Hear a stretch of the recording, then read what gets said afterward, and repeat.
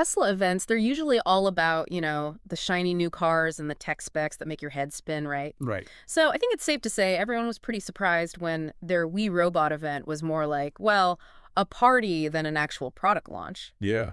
So we're going to dive into all the analyses that came out after the confetti was swept up and try to understand why Tesla decided to totally ditch their usual playbook and what it might mean for their, master plan. What do you think? Yeah, it definitely left a lot of the experts, even the seasoned Tesla watchers, kind of scratching their heads a little bit. For sure. Everyone's really expecting that, next big EV, the next big thing in electric vehicles. But Tesla they shifted gears. Instead of horsepower and battery range, they were hinting at something much bigger. Yeah, and I think a lot of analysts, myself included, we were wondering, did we miss something here? Was there like a memo we didn't get, or was there actually something bigger going on beneath the surface? I think that's the thing. This wasn't just about one event. It was about Tesla sending a very clear signal. They're not just a car company anymore. They're aiming to be something way more ambitious. They want to build an entirely AI-driven world. So what you're saying is it's less about making a better car and more about like creating this whole new experience around that car. Exactly. It's like, think of it this way. Other companies, they're focused on making better electric cars, better technology, and that's important. But Tesla's playing a much longer game. Okay. They're building out this entire ecosystem, Right. It's a self-driving, yeah, but also the charging network, the software that integrates with, your life, even things like insurance and energy. They're thinking about everything. It's like they're already 10 steps ahead while everyone else is just trying to figure out their next move. Yeah, exactly. And speaking of strategy, we know that they had this like secretive team, Project ETQ, working on this event for a while. So if they were just announcing a new car model, why all the secrecy? Why not just shout it from the rooftops? Well, that's the thing about Tesla. They know how to build anticipation. They're masters of it. Yeah. By keeping things under wraps, they get to control the story. Right. And I think this event, it wasn't just about celebrating. It was a calculated move to grab everyone's attention and say, hey, this is where we're going. They're changing the conversation. It's not what's the next Tesla model anymore. It's what does a Tesla-powered future even look like? That is a good question. And what makes them think they can pull this off when no one else has been able to? Well, I mean, they've already shaken up the car industry once, right? Right. Tesla's success, especially with electric vehicles, it came from challenging all the old assumptions, pushing boundaries that other companies wouldn't. So they're betting that that same kind of boldness will work as they shift from hardware to software, and then ultimately to this fully integrated AI experience. So it's like they're saying, we wrote the rules for electric cars, and now we're writing the rules for the future of how we get around, maybe even beyond that. But what does that actually mean for, like, the average person? What does this actually look like? That's the big question, and that's what we're going to unpack next. This isn't just about fancy cars with autopilot anymore. Tesla's hinting at a future where your car is like an extension of your digital life. It's work, it's entertainment, it's everything in between. Wow.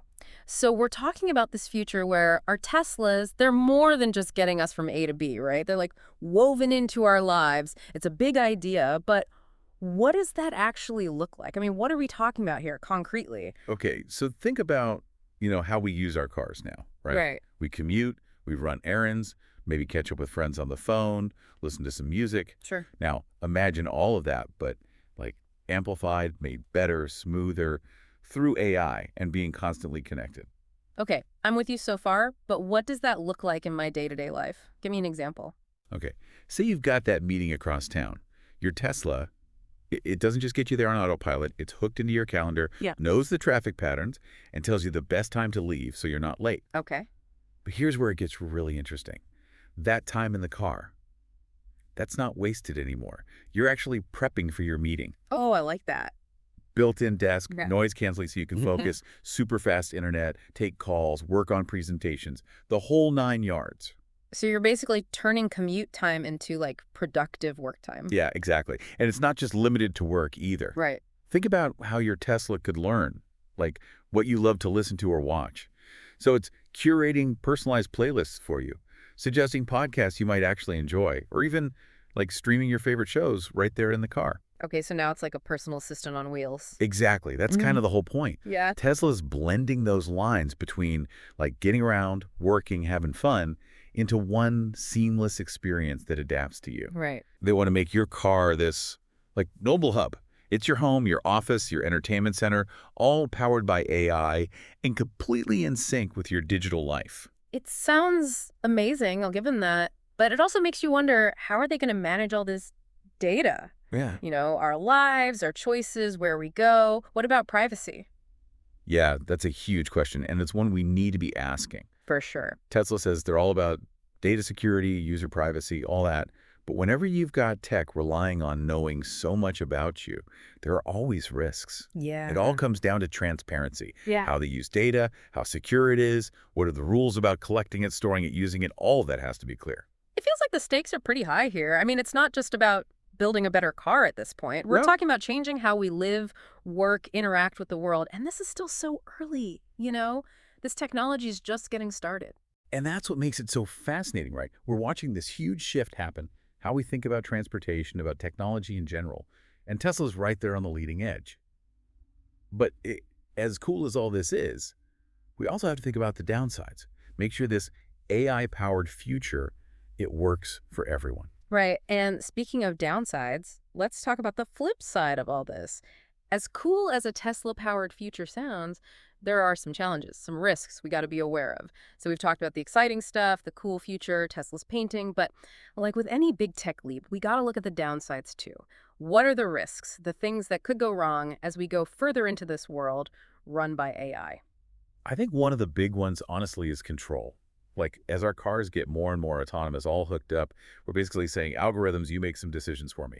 Which is great when it works, but it brings up this question of like, do we lose some of our own freedom? It's that classic thing, right? Yeah. Punching an address into the GPS versus just knowing your way around. Yeah. You get where you're going faster, but you give up some choice in how you do it. Exactly.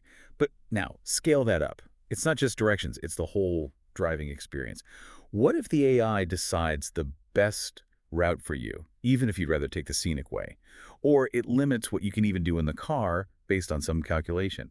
That balance, convenience versus being able to choose, that's going to be a tightrope walk. And then there's the impact not just on us drivers, but like the whole job market. Automation, we've seen it before, it disrupts industries.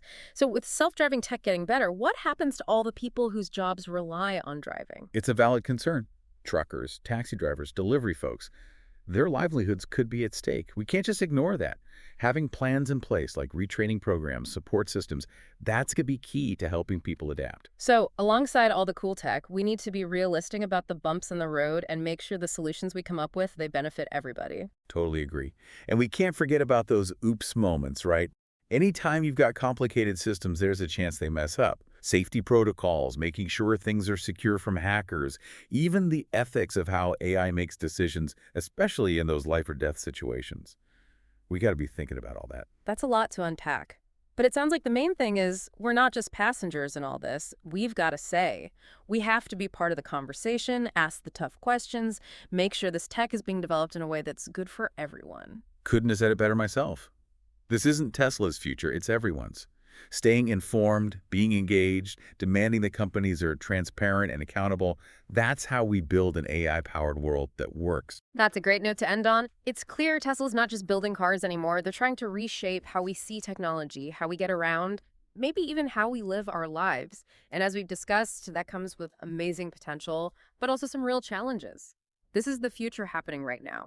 It's up to all of us to make sure it goes in the right direction. Thanks for joining us for this deep dive, and until next time, keep those minds open and keep exploring.